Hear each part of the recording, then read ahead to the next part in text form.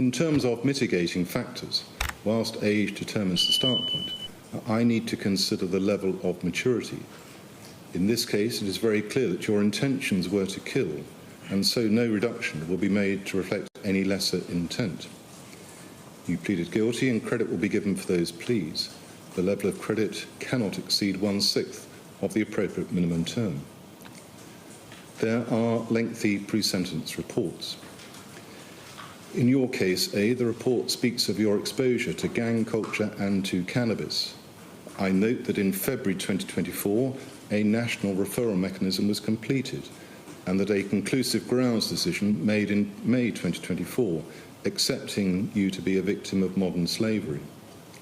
You were identified as a victim of child criminal exploitation within forced criminality.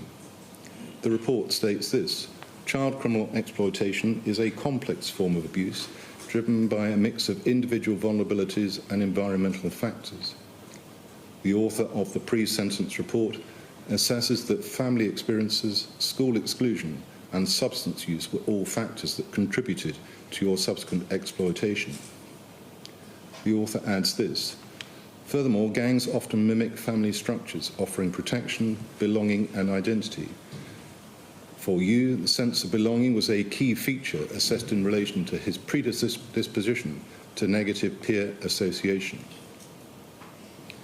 The report concludes by acknowledging the offence is of the utmost seriousness and suggesting that your age, developmental maturity, history of trauma and exploitation must be weighted carefully. A is a child of first-generation migrant parents who were largely disconnected from the system by virtue of their initial legal status and continued inability to speak English. This impacted the way in which A was parented and how they understood the local pressures that were a daily reality for A. In addition to this, A has been an exploited child for a number of years prior to his appearance before the court today. It is hoped that with time, A can receive and respond to rehabilitative and restorative intervention. In your case, B, I note what is set out in the report as to your involvement with drugs, drug dealing and the Woolwich Dockyard gang. The report details concerns about your involvement with gang culture going back to 2021. The author sets out concerns on events going back to that period, and I quote, "In November of